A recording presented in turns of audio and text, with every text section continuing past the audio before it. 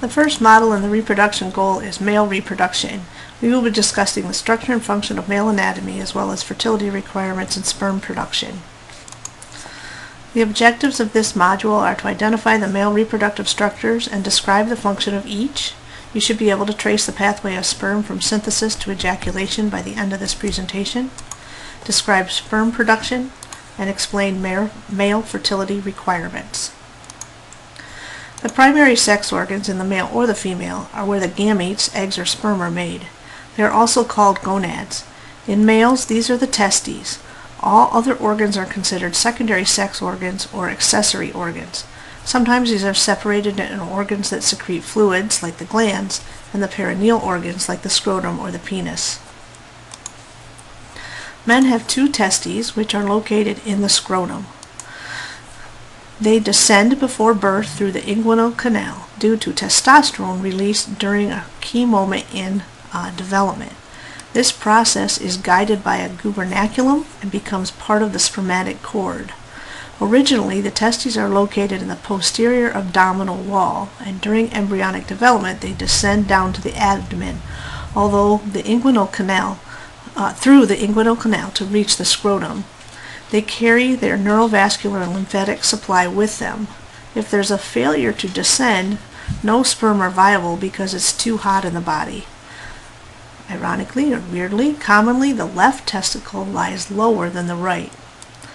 The inguinal canals are supposed to stay closed, but because the cords are there, it may weaken and lead to an inguinal hernia, which is actually quite common in men. The testes are located within the scrotum, and with the epididymis are situated on the posterior lateral aspect of each testicle. They are suspended from the abdomen by the spermatic cord, a collection of vessels, nerves, and ducts that supply nourishment to the testes. The seminiferous tubules are coils of tubes in the scrotum where the sperm develop, a half-mile of total distance. They are lined with epithelial cells called nurse cells or Sertoli cells, and their main function is to support the spermatogenic cells, which of course make sperm. There's also interstitial cells, also called Leydig cells, in the testes between the seminiferous tubules. These cells produce testosterone. The epididymis is the tube that leads out of the testes. The seminiferous tubules collect into it and carry the sperm to the next tube, which is referred to as the vas deferens. So the epididymis here in this picture is green and the vas deferens is blue. The process of making sperm is called spermatogenesis. Instead of mitosis, it is a process using meiosis. Meiosis is the process of cell division where you end up with haploid cells instead of mitosis, which you get identical diploid cells. So each sperm is going to have half of the dad's DNA compared to the original cell. Spermatogenesis is a 5-step process. The more mature they are, the more they look like sperm, and the closer to the epididymis they get to. Spermatogenesis occurs continuously from puberty till death and takes about 65 to 100 days, and it goes through these 5 steps: spermatogonia to primary spermatocytes, secondary spermatocytes, spermatids, and then sperm. You can see this on the next diagram here. So upon sexual maturity, so at puberty, the spermatogonia cells are induced to start to replicate. Some of these become primary spermatocytes and go through the process of meiosis I to become 2 secondary spermatocytes. Others are made up here, are additional spermatogonia, which will be induced to do this later. So you have a continuous supply of spermatogonia that are going to be induced to do this process again until the man dies. Meiosis II, you get from secondary spermatocytes, you get each of them produce 2 spermatids. So now you have 4 spermatids. They have half the DNA at this point, and they mature into what looks like our typical understanding of what sperm are. Okay, so each sperm ends up with half the DNA of the original primary spermatocyte. If you want more information or want to see this process in action, click on the link here. We'll talk about this in class because it's a little bit easier to see with a demonstration. But each parent cell has a pair of homologous chromosomes, and right before meiosis starts they double. And so in other words, the maternal and the paternal chromosomes replicate, and sometimes during that replication they trade things. And you can see the orange and the red overlap here. They separate, unattach, and then reattach, and when they get reattached, part of the chromosome that was once maternal is now attached to the paternal copy. What this ends up doing, if you look in this picture here, the crossing over ends up so each sperm ends up with a slightly different copy of the genetic material, the DNA. It ensures that no two eggs and no two sperm are ever going to be identical, because we have 23 pairs of these chromosomes, so it's just an infinite number of different possibilities of chromosome mixtures that can happen. So every sperm is different. This is why when you have two kids 2 years apart, even if they're both boys or both girls, they are not identical children, because you're never going to have the same sperm meet the same egg twice in a lifetime. If you want a little update or a little review about meiosis, this is a great little wrap picture there, or link there. Okay, sperm are shaped like tadpoles, and they are the smallest cell in the human body if you don't count the flagella. They are the only cell in the human body that have flagella.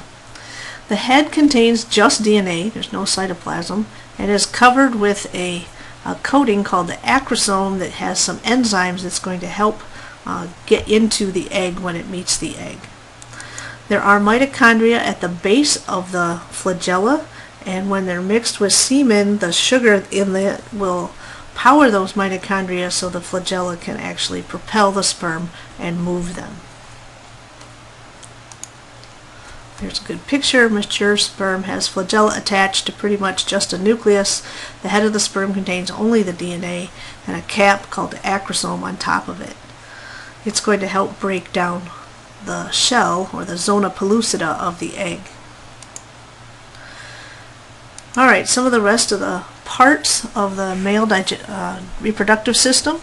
The epididymis is the tube from the seminiferous tubules to the vas deferens, or ductus deferens.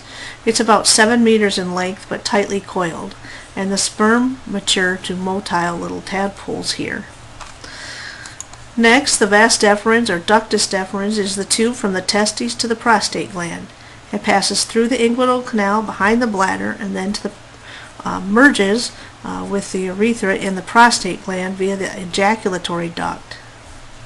The seminal vesicle is a sac or a gland which produces fluid that is alkaline, and it is going to release that fluid right ahead of the sperm because it needs to neutralize the urethra, which is acidic due to urine.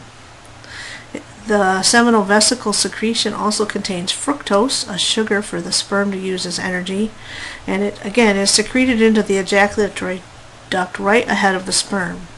It contributes to the formation of semen, and at this point the sperm now are going to be motile. The two tubes, the seminal vesicle opening and the vas deferens, merge in the ejaculatory duct, which is in the prostate gland. The prostate gland also secretes a fluid ahead of the sperm into the urethra. It too is neutralizing, but it also contains some other things in there, antibiotic even, to help prevent UTIs, as well as other chemicals that help stabilize the sperm. The gland itself is about the size of a chestnut, and because it surrounds the urethra, inflammation or swelling of it can impede urination. So it's not only affects the reproductive system when you have prostate problems, but also the urinary system. The bulbourethral gland is a small gland that secretes a fluid that helps lubricate the end of the penis. Its secretion is also dumped into the urethra, again ahead of the sperm. The semen, therefore, is an alkaline fluid that is both nutritious and protective for sperm. It allows for capacitation. It's going to help weaken the acrosome so those enzymes can be released when they get up to the egg. It also makes the sperm motile. So until sperm is mixed with all these solutions, it does not move. Again, the sperm don't have to swim out of a guy, they're shot out of the guy during ejaculation. They only need to be motile once they're in the female. In this diagram you can see the testes inside the scrotum, the epididymis, the vas deferens, the prostate gland and seminal vesicle, and then the urethra and the bulbourethral gland. Okay, the next couple of slides are going to talk about the external genitalia. The scrotum is a pouch of skin holding the testes. It hangs outside the body because sperm like it a little bit cooler than body temperature.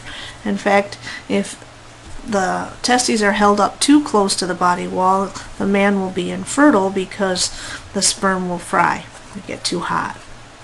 The scrotum is very similar in structure to the female labia.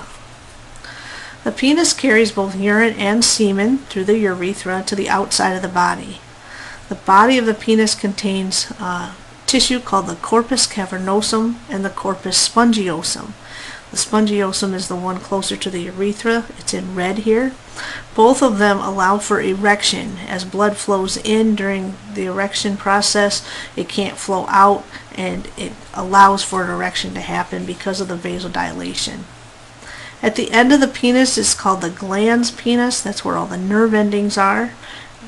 It's also comparable to the clitoris in the female. In fact, transgender women who want to become men, the clitoris can be used sometimes surgically to make them a small penis. The covering of the penis is sometimes called the foreskin and is sometimes removed if the baby is circumcised when born. During sexual stimulation, the penile arteries dilate due to nitric oxide, and more blood flows in than flows out, allowing for or resulting in an erection.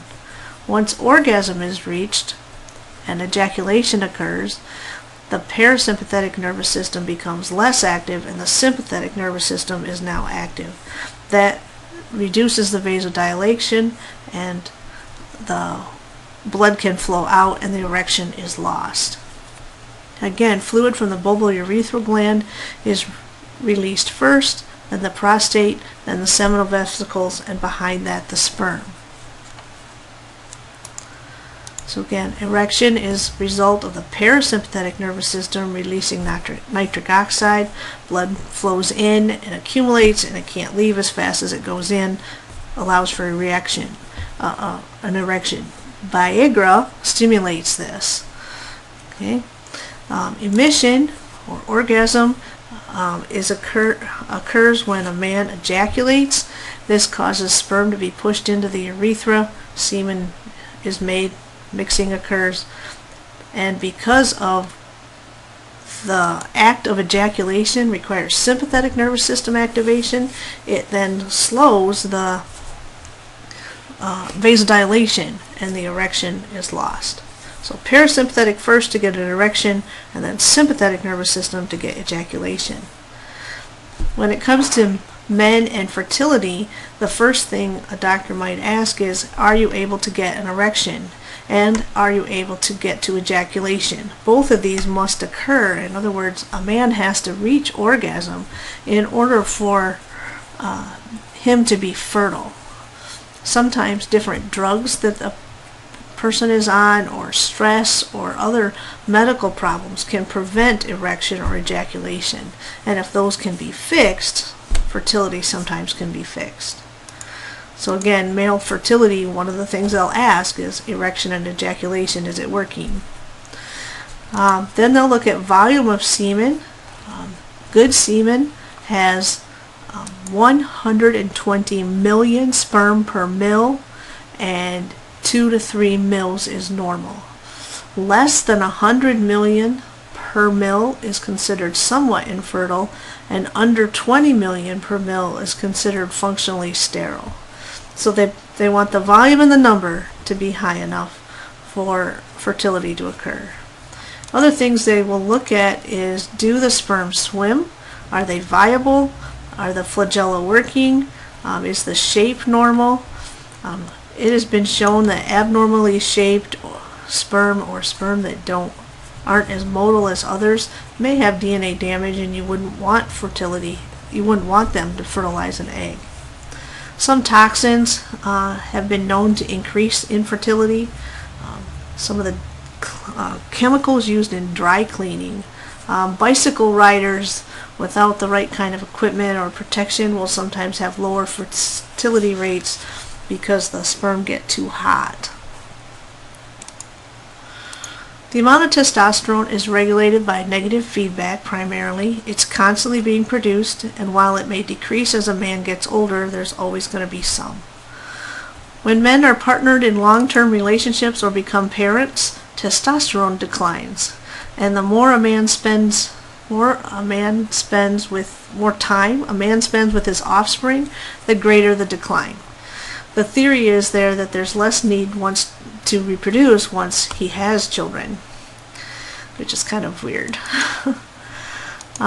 Testosterone may reduce with age, but American men have a bigger decline than other countries. This study was done in 2002, and I always find it very interesting that the top line is American men and the bottom green line is South American. The blue line is from Nepal, so Asian, and the red line is African men.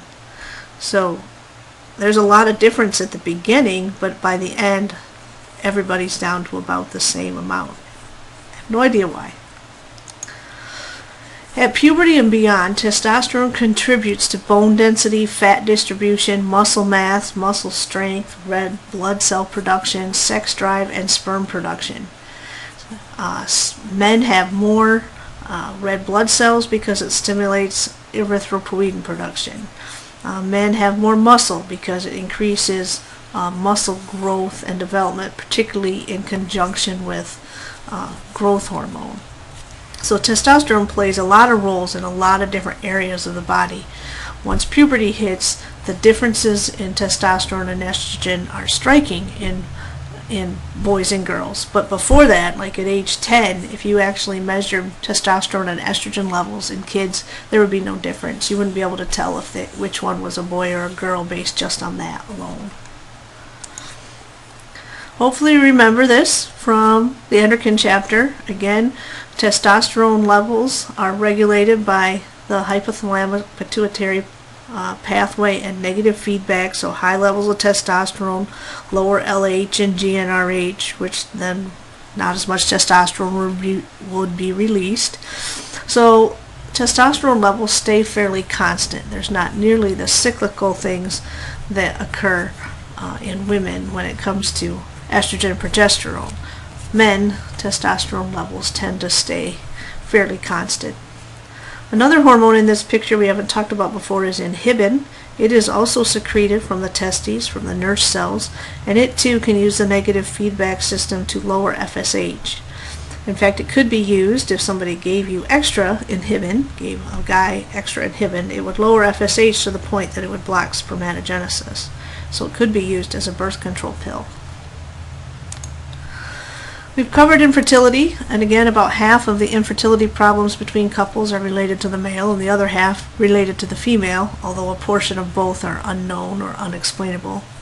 Sperm count, morphology, and motility, as well as erection and ejaculation problems, are all reasons for infertility. Sexually transmitted diseases or sexually transmitted infections, sometimes called STIs now, are often without symptoms in men, but men can still pass them to their partners. It can lead to problems in men if untreated. HPV, which causes genital warts, also increases the man's risk of penile and anal cancers. The lifetime odds of acquiring HPV is 91.3% in men, so getting the vaccine is probably a good idea. Prostate cancer is the most common cancer in men. Almost always, if you live long enough, you'll probably have some swelling or something with your prostate, although you may die of something else sooner than that. There's a variety of treatments for prostate cancer. Besides surgery, they do radiation as well as some other medication-like type things. If you need some more information, there's information in your textbook, online, in the lesson. Be really careful what you Google because you can get some pretty crazy stuff.